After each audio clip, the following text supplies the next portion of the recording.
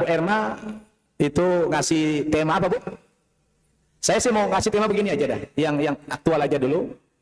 Ya, saya diminta di mana-mana ceramah, tolong Ustadz dibahas tentang bagaimana sih Islam yang rahmatan lil alamin itu. Nah, karena belakangan ini agama kita banyak disoroti, seringkali kita dikaitkan dengan radikal ya.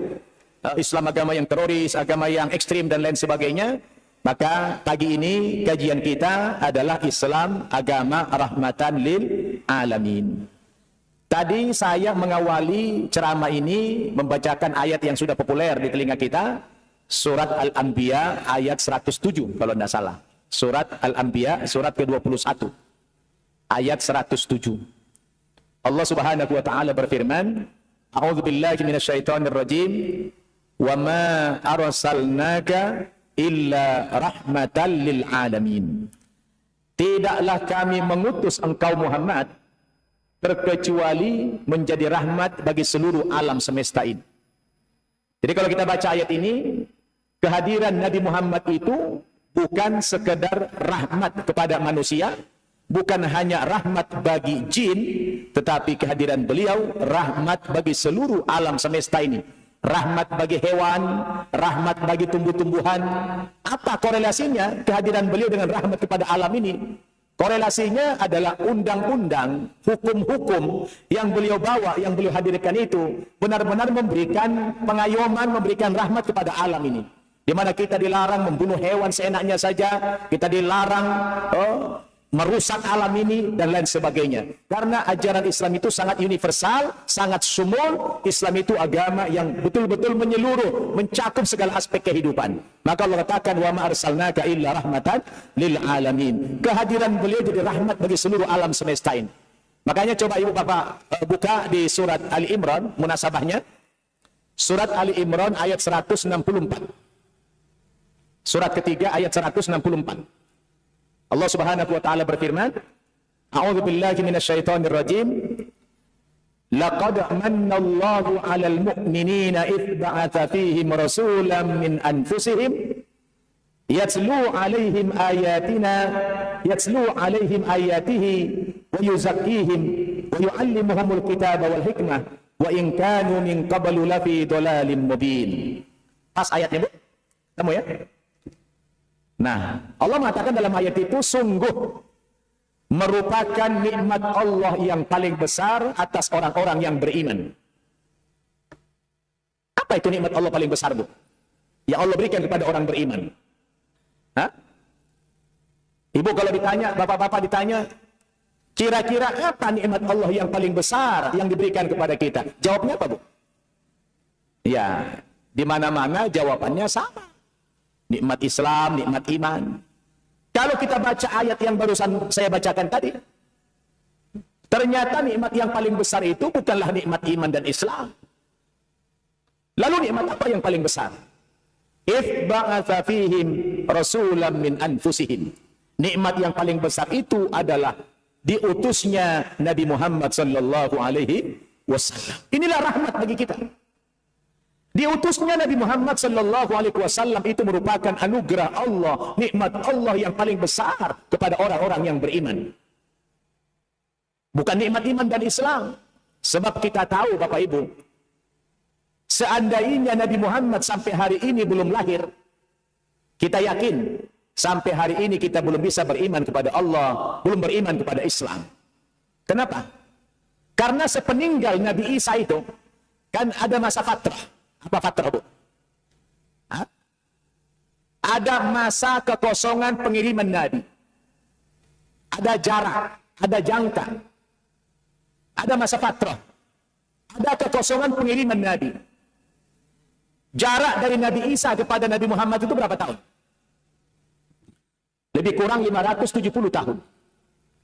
Selama 570 tahun itu tidak ada Rasul yang diutus. Terjadi kekosongan kerasulan. Sedangkan kita tahu, sepeninggal Nabi Isa, agamanya dirusak oleh kaumnya.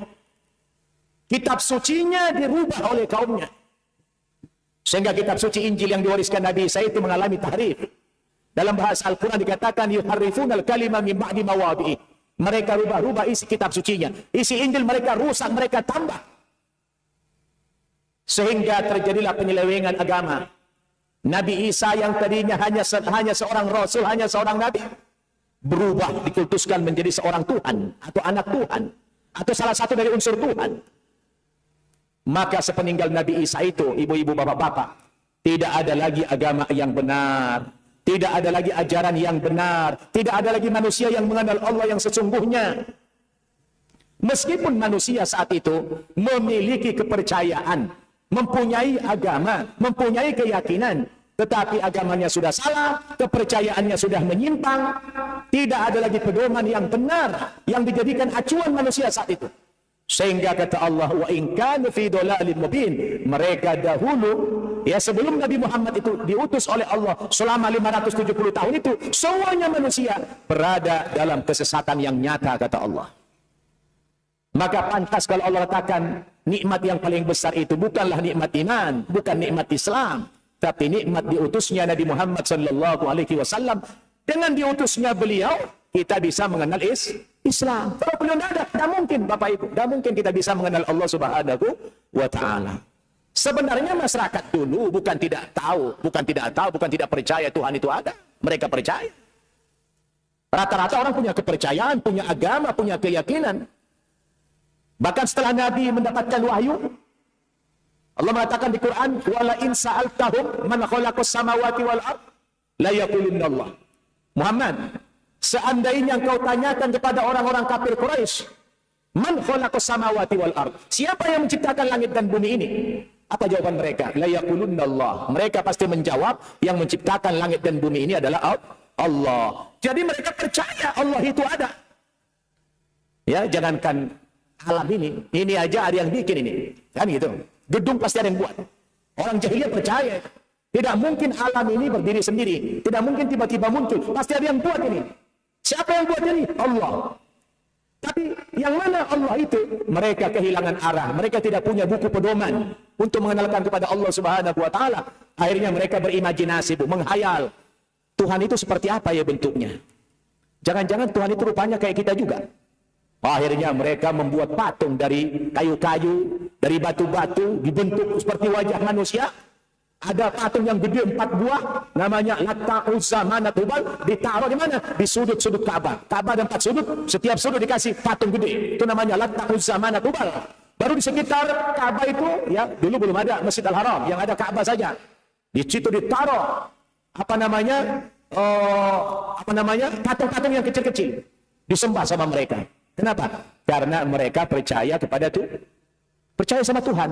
Hanya saja Tuhan dalam persepsi mereka adalah patung itu. Kenapa? Karena tidak punya petunjuk, tidak punya pedoman. Ada Injil, Injilnya sudah menyimpang. Ada Taurat, Tauratnya sudah hancur. Orang Yahudi menyembah Ezra, orang Nasrani menyembah Yesus, orang jahiliyah menyembah patung. Secara naluri kemanusiaan, mereka percaya Tuhan itu ada. Tapi karena mereka tidak ada pedoman, akhirnya mereka menghayal sendiri, Tuhan dibuat sendiri. Na'udzubillahi min dzalik. Dalam kondisi yang semacam itulah Allah Subhanahu wa taala menghadirkan Nabi kita Muhammad sallallahu alaihi wasallam pada timing yang tepat. Ya, masyarakat sudah rusak, sudah jahiliyah, maka datanglah Nabi kita Muhammad sallallahu alaihi wasallam, maka beliau dikatakan rahmat bagi alam semesta ini. Kehadiran beliau menjadi nikmat Allah yang paling besar, dan kita adalah menjadi umat beliau. Alhamdulillah. Lalu bagaimana kita memperlihatkan kepada masyarakat dunia bahwa agama beliau ini adalah agama yang kasih sayang, agama yang rahmat? Apa ya tanda-tanda, apa ciri-ciri di antara sekian banyak rahmat dengan kehadiran beliau? Kira-kira apa, Ibu Bapak? Kalau kita bicara Nabi Muhammad, Masya Allah, beliau sosok manusia yang kamil dan mutakamil.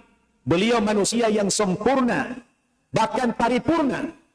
Ya, sampai seorang penyair, seorang sahabat yang bernama Hasan bin Zaid radhiyallahu anhu, beliau melukiskan bagaimana kehidupan Nabi itu. Apa kata beliau dalam syairnya? Ya Rasulullah, khuliqta mubarra'an min kulli aibin, ka'annaka qad khuliqta kama tasha. Masya Allah. Tahu artinya, Bu? Apa kata beliau? Khuliqta, mubarra'an min kulli aibin. Ya Rasulullah, kata Hasan, sungguh engkau dilahirkan ke dunia ini benar-benar steril dari aib, steril dari kesalahan, steril dari keburukan. Ka'annaka qad khuliqta kama tasha.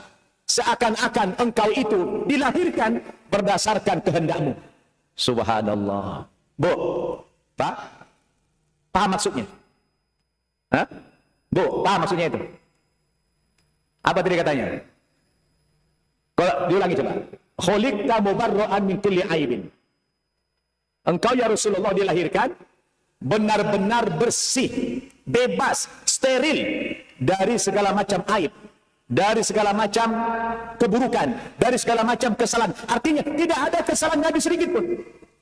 Ka'annaka qad khuliqta kama tasha, seolah-olah atau seakan-akan engkau dilahirkan ke dunia ini berdasarkan kehendakmu, berdasarkan maumu sendiri. Artinya dari segi keburukan, tidak ada keburukan beliau sama sekali. Bicara kebaikan, tidak ada satu kebaikan apapun namanya kebaikan itu. Kalau itu bernama kebaikan, sudah pasti dikerjakan oleh Nabi kita Muhammad sallallahu alaihi wasallam. Tidak ada kebaikan di dunia ini apapun namanya kebaikan itu, melainkan kebaikan itu sudah dilakukan oleh Rasulullah sallallahu alaihi wasallam. Tapi tidak ada pula keburukan di dunia ini yang sedikit pun dikerjakan oleh Rasulullah sallallahu alaihi wasallam. Maka dalam bahasa-bahasa akidah, beliau kita katakan seorang yang maksum. Apa, Bu? Maksum. Apa arti maksum itu? Orang yang terjaga dari kesalahan. Orang yang terpelihara dari kesalahan. Jadi Nabi itu benar-benar dipantau. Nabi itu benar-benar dimonitor sama Allah Subhanahu wa taala. Beliau sebagai manusia biasa punya hawa nafsu, ya, punya syahwat. Artinya potensi untuk melakukan kesalahan itu tetap ada. Tetapi karena beliau dijaga, dipantau, dimonitor sama Allah Subhanahu wa taala, sehingga setiap kali hendak melakukan kesalahan itu tidak jadi, ya. Kenapa? Karena diawasi oleh Allah Subhanahu wa taala. Bapak Ibu yang saya muliakan.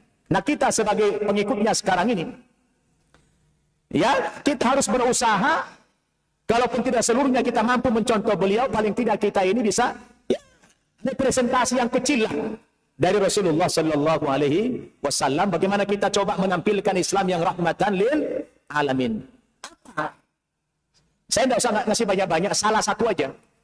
Salah satu dari sekian banyak kerahmatan Islam itu adalah bagaimana setiap kita ini, Bapak Ibu, peduli terhadap keselamatan orang lain.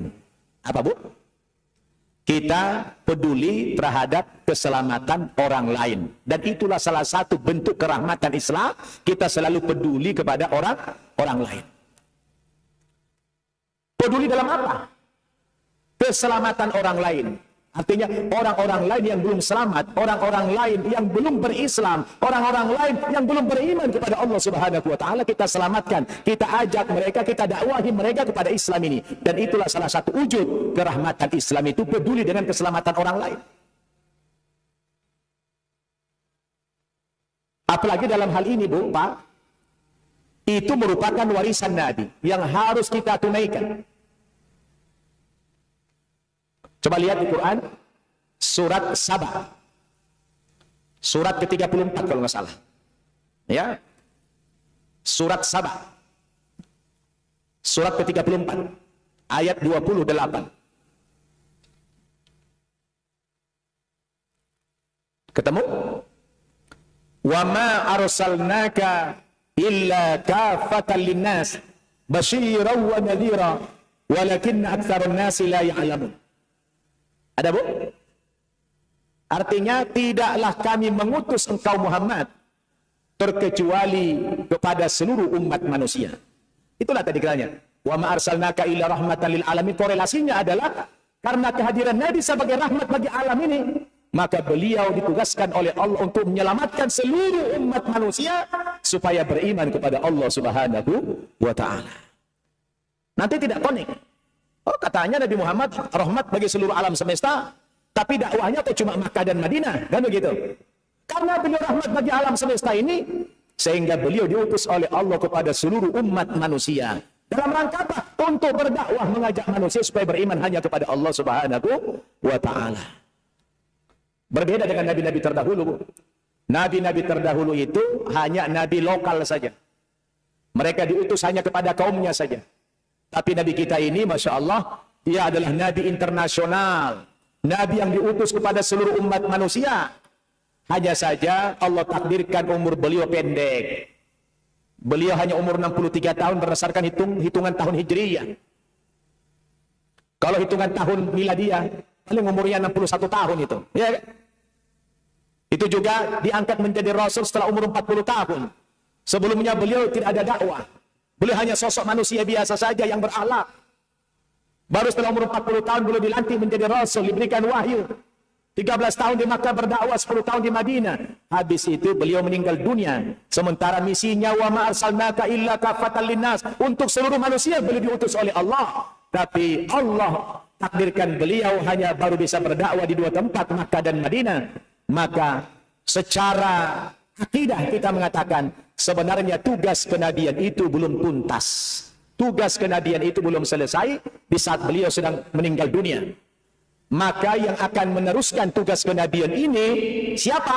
Nabi katakan al-ulama'u warathatul anbiya. Ulama itu merupakan pewaris Nabi. Mulai dari sahabat Nabi, para tabi'in, tabi'ut tabi'in, ulama-ulama, semua itu adalah merupakan pewaris Nabi yang melanjutkan misi kenabian, yaitu dakwah ilallah, mengajak umat manusia kepada Islam ini. Maka kita yang merupakan representasi dari umat Nabi Muhammad ini, mau tidak mau kita harus berdakwah. Apa itu? Berdakwah. Dakwah inilah merupakan salah satu wujud kerahmatan Islam. Kita peduli keselamatan orang lain. Paham ibu-ibu? Jadi dakwah itu adalah wujud daripada rahmat lil alamin. Jangan sampai ada manusia ini yang belum sampai dakwah kepada mereka. Maka Allah katakan dalam surat Al-Isra, surat Al-Isra silakan dibuka, surat ke-17 ayat 15, di pertengahan ayat itu. Surat ke-17 atau Al-Isra ayat 15, Allah mengatakan, itu di hampir ujung ayat aja ambil. Wa ma kunna mu'adzibina hatta nab'atha rasulah. Ada bu? Wa ma kunna mu'adzibina hatta nab'atha rasulah. Surat Al-Isra ayat 15. Di ujung ayat, sebelum ujung. Wa ma kunna mu'adzibina hatta nab'atha rasulah. Kami tidak akan mengazab suatu kaum sampai datang kepada kaum itu utusan kami, kata Allah Subhanahu wa ta'ala. Ini betapa pentingnya kita menyelamatkan manusia. Sampai kaum yang belum didakwahi tidak diazab oleh Allah, sampai datang kepada mereka utusan Allah Subhanahu wa ta'ala. Utusan itu terkadang berupa rasul, berupa nabi, berupa ulama, berupa kiai, berupa dai, berupa mubaligh, diutus oleh Allah, datang ke sana mereka berdakwah. Makanya kita orang Islam ini jangan sampai membiarkan ada manusia tidak sampai berita Islam kepada mereka. Sekarang ada perkumpulan ulama sedunia yang fokus dakwahnya itu dakwah kepada orang-orang dan muslim di seluruh dunia dimanapun di muka bumi ini. Ada persatuannya itu. Ada sekitar 120 ulama. Alhamdulillah Bapak Ibu, dari Indonesia saya yang dilibatkan. Dari berbagai seluruh dunia. Kita sudah beberapa kali berkumpul. Pertama kita pertemuan di Kuwait. Yang kedua kita kemarin di Istanbul. Seluruh ulama di dunia berkumpul. Yang ulama ini ulama-ulama spesial. Yang fokus dakwahnya adalah dakwah kepada ghairu muslimin. Kepada orang non-muslim. Saya pun heran kok mereka tahu. Kenapa mereka undang saya? Rupanya YouTube kita di dalam pengislaman saya, kalau mengislamkan orang di mana-mana itu saya upload di YouTube itu sebagai syiar Islam. Rupanya diikuti juga oleh berbagai ulama-ulama di dunia, dicari nomor kontaknya. Kebetulan saya selalu menampilkan nomor kontak di situ. Alhamdulillah saya diikut sertakan dalam forum itu. Setiap tahun ada multaqa al-ulama al-alami di berbagai negara. Ya, tapi yang jadi sentralnya di Istanbul di Turki. Senang kita. Ketika saya presentasi pakai PowerPoint, menampilkan foto-foto dan video pengislaman yang begitu banyak, rasanya saya bangga, percaya diri luar biasa. Begitu teman-teman dari Amerika Latin, ya, menampilkan video-video pengislaman, itu puluhan ribu, saya jadi ciut. Nah, nggak ada artinya apa-apa. Saya ternyata dalam bayangan saya paling hebat di situ. Ternyata Bapak Ibu, saya paling sedikit mengislamkan orang non-Muslim. Ulama-ulama dari Eropa, Masya Allah, mereka punya dokumen semua. Ada yang mensyaratkan, sekali mensyaratkan 100 orang. Berbondong-bondong orang masuk Islam itu, Allahu Akbar. Ada forumnya itu, ada pertemuan itu, setiap tahun itu. Cuma karena kemarin itu COVID, ya sempat 3 tahun kita off itu. Ya, tidak ada kegiatan karena COVID ini, kayaknya sudah mulai diadakan lagi pertemuan ulama sedunia membahas hal-hal bagaimana tantangan dakwah kita. Jadi yang kita bahas bukan dakwah kepada orang Islam, bukan dakwah di masjid, bukan dakwah di mushola, bukan di pesantren. Bagaimana kita dakwah datang kepada sarang-sarangnya orang non-Muslim itu, dakwah dan melaporkan hasil-hasil dakwah kita. Nah, itu yang saya lakukan selama ini di Indonesia. Saya harus pergi ke pedalaman-pedalaman di NTT, pedalaman Kupang. Ya, Masya Allah. Saya kalau dakwah ke sana, berebut orang tua Muslim, Bapak Ibu, menyerahkan anaknya ke saya untuk diislamkan. Bapak ibunya itu masih Katolik. Tapi mereka berebut menyerahkan anaknya ke saya untuk diislamkan. Aneh nggak itu? Aneh tidak, Bu? Kok bisa terjadi yang seperti itu? Inilah metode dakwah. Inilah kerahmatan Islam itu. Bapak Ibu, kalau kita ingin menyampilkan Islam yang rahmat ini, terutama dalam dakwah ini, sebenarnya kita sudah dipandu sama Allah. Coba lihat di Quran, surat ke-16, atau surat An-Nahl, ayat 125. Surat An-Nahl, ayat 125. Ini pedoman atau metode bagaimana kita berdakwah yang baik sehingga dakwah kita diterima orang-orang yang kita dakwahi. Ketemu, Bu? Surat An-Nahl ayat 125. A'udzu billahi minasyaitonir rajim. Ud'u ila sabili rabbika bil hikmah wal mau'izatil hasanah wajadilhum billati hiya ahsan. Subhanallah. Artinya, ajaklah manusia itu ke jalan Tuhan. Ajaklah manusia itu kepada Islam. Ajaklah manusia itu kepada kebenaran. Ajaklah manusia itu kepada iman kepada Allah Subhanahu wa taala. Supaya berhasil dakwahmu, bagaimana caranya? Di dalam ayat itu kita dipandu sama Allah. Ada 3 cara, ada 3 metode berdakwah kalau ingin berhasil. Yang pertama, apa? Berdakwah itu hendaknya bil hikmah. Apa, Bu? Bil hikmah. Apa bil hikmah? Di situ apa terjemahannya? Bil hikmah kalau terjemahan bahasa Indonesia apa di situ? Hikmah juga. Apa bil hikmah? Kalau dalam tafsir, bil hikmah itu artinya bil ilmi. Dengan ilmu. Bid dalil. Dengan dalil. Bil Quran. Dengan Al-Quran. Bis sunnah. Dengan sunnah. Jadi yang namanya metode dakwah pertama itu, kita perlu berdakwah dengan ilmu. Nah, yang jadi pertanyaan, siapa mad'unya? Siapa objek dakwah kita yang kita dakwahi perlu pakai ilmu? Ini orang-orang non-Muslim dari kalangan yang terdidik. Orang-orang yang pintar-pintar, orang-orang yang sekolah-sekolah tinggi. Ini butuh konsep. Kalau kita dakwah sama mereka pakai sembako, tidak mempan, banyakkan uangnya dari kita. Orang-orang pintar ini perlu dengan konsep. Anda mengatakan Islam agama yang benar, dalilnya mana? Konsepnya mana? Hujahnya mana? Oh, kita harus pakai ilmu di situ. Kuasa itu Al-Quran. Sampaikan kehebatan Islam ini, keagungan Al-Quran itu, sampaikan dengan ilmu. Ini adalah segmentasi. Ada kalanya kita berdakwah dengan ilmu. Ini objek dakwahnya adalah orang-orang pintar dari kalangan orang non-Muslim. Nggak bisa dengan doktrin-doktrin itu. Oh, dengan bujuk-bujuk nggak bisa itu. Karena mereka ini kalangan orang apa? Rasional. Harus ada dalilnya itu. Harus ada konsep yang kita tawarkan sama mereka. Ini objek dakwahnya orang non-Muslim yang pintar-pintar dengan ilmu. Yang kedua, wal mau'izatil hasanah. Apa itu mau'izah hasanah? Ini memerlukan apa? Bukti yang konkret. Oh, Anda mengatakan Islam itu agama yang benar, Islam itu agama kasih sayang, agama rahmat lil alamin. Buktinya mana? Hanya butuh bukti. Kami ini kelaparan, anak kami tidak sekolah. Kalau Anda mengatakan Islam agama rahmatan lil alamin, buktinya mana? Nah, orang-orang kayak begini, orang awam nih, petani, orang-orang yang tidak sekolah, orang-orang duafa, mereka nggak butuh dalil. Nggak butuh dalil mereka. Mau Bapak Ibu sampaikan ayat Quran, ayat Bible kemana, nggak mempan. Karena nalar mereka nggak nyampe itu. Orang-orang begitu butuh bukti.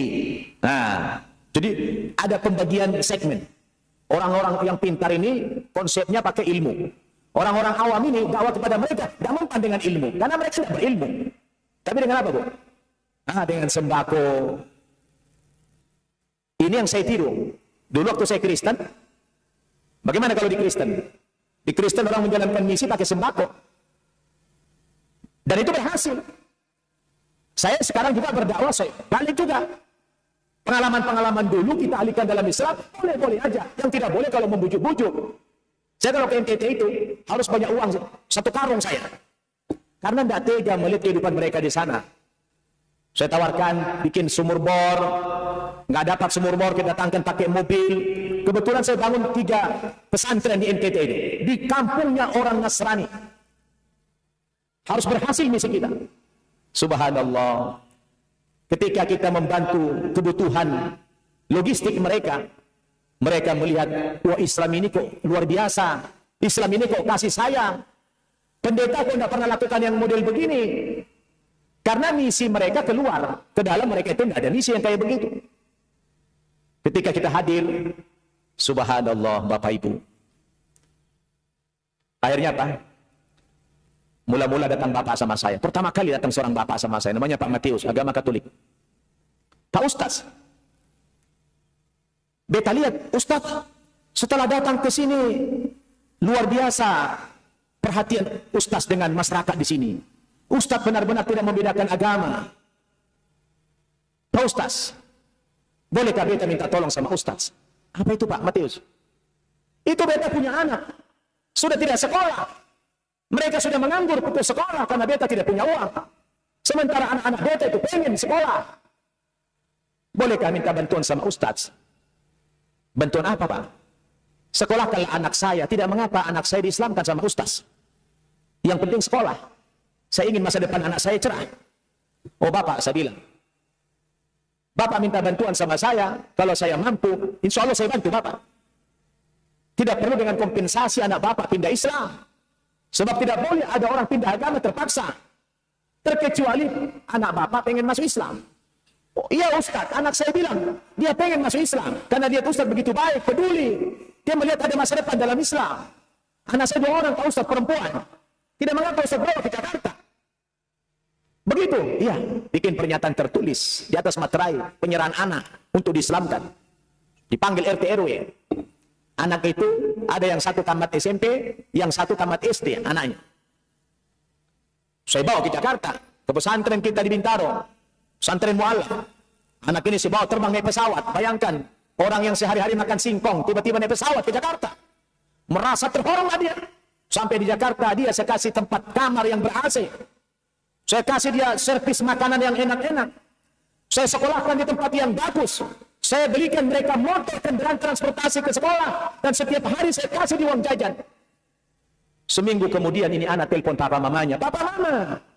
Papa mama tidak sia-sia menyalahkan kami ke Ustaz Nababan diislamkan. Biar papa mama tahu. Beta di Jakarta itu enak-enak. Kami dikasih tempat tinggal yang bagus. Makan yang enak-enak. Sekolah yang bagus. Dikasih kendaraan. Dikasih uang jajan. Kalau bisa papa sama mama masuk Islam saja. Yang dakwah anaknya. Nangis saya dengar itu Pak. Pakai handphone saya dia telepon papa orang tua. Nangis saya. Apa kata bapaknya? Sampaikan ucapan terima kasih beta sama Ustaz. Kalau memang itu yang kamu harapkannya, nanti biarlah adikmu yang ketiga ini bawa ke Jakarta. Biar diislamkan sama Ustaz Nababan lagi. Kalau papa mama ntar dulu lah. Sehingga begitu datang saya ke sana Pak. Bu, ke NTT lagi. Si Pak Matius ini nyerahkan lagi anaknya yang ketiga ke saya. Tetangganya pada nanya, anak lu kemana? Oh, anak beta sudah di Jakarta. Jakarta apa? Sekolah. Sekolah di mana? Di pesantren. Di pesantren kan Islam. Tidak apa-apa anak saya diislamkan. Itu ya Ustaz Nababan yang datang ke sini itu. Akhirnya orang sana, Bu, Pak, berebut menyerahkan anaknya ke saya. Kenapa? Karena gratis. Dibawa ke Jakarta naik pesawat. Dikasih anaknya enak-enak makan. Subhanallah. Begitu saya bawa ke Jakarta anak-anak ini, ternyata otaknya cerdas-cerdas. Belajar baca Al-Quran, Bapak Ibu. 1 bulan itu paling lama. Udah lancar baca Al-Quran. Sehingga begitu tamat SMA, ada 3 santriwati dari Kupang. Saya kirim kuliah di mana? Bukan di Indonesia lagi. Saya kirim kuliah ke Irak. Kerjasama dengan Duta Besar Irak. Di Al-Jami'ah Nu'man Abu Hanifah di Baghdad. Alhamdulillah, 2 hari yang lalu sudah pulang 3 orang dari Irak. Mereka sudah sarjana S1 LC. Bakalaureus. Ada yang saya kirim ke Sudan. Subhanallah, berebutlah orang menyerahkan anaknya ke saya. Ratusan anak-anak itu ikut masuk Islam. Terciumlah dengan pendeta-pendeta di NTT. Ibu kalau buka di Google sampai sekarang, saya diteror. Masih ada di Google bahasanya. Ustadz Nababan melakukan gerakan Islamisasi di NTT. Judulnya buka di Google, Islamisasi di NTT. Wah, saya diserang habis. Lu, ya, kamu datang lagi ke NTT, saya jadikan sate NTT. Kata pendeta-pendeta itu sama saya, diteror habis-habisan saya. Saya bilang, beta tidak takut. Beta tidak ada lakukan Islamisasi. Itu orang-orang di sana, orang tua yang serahkan anaknya kepada beta. Beta tidak ada aja mereka kepada Islam. Oh, dicari-cari mereka pesantren kita. Ketemu, mau dibakar nggak jadi. Alhamdulillah. Kenapa? Udah kita calling dulu polisi-polisi di sana yang Muslim supaya dikawal segera pesantren kita itu. Jadi Bapak Ibu, ini adalah segmentasi, ya, pembagian segmen. Kepada siapa kita berdakwah dengan cara ilmu? Kepada siapa kita berdakwah dengan bukti-bukti yang konkret? Orang-orang awam itu tidak perlu ilmu dia. Yang dia perlukan apa? Sembako, bagaimana perutnya bisa kenyang, airnya bisa jalan. Itu yang saya lakukan. Alhamdulillah, berhasil misi kita. Dan yang ketiga kata Allah, wajadilhum billati hiya ahsan. Kita diperintah oleh Allah berdakwah dengan cara apa? Dengan cara dialog, dengan cara debat. Kepada siapa kita debat? Kepada pemuka-pemuka agama, tokoh-tokoh agama di kalangan mereka. Itu tidak bisa dengan apa namanya sembako itu. Kita harus dengan dialog lintas agama.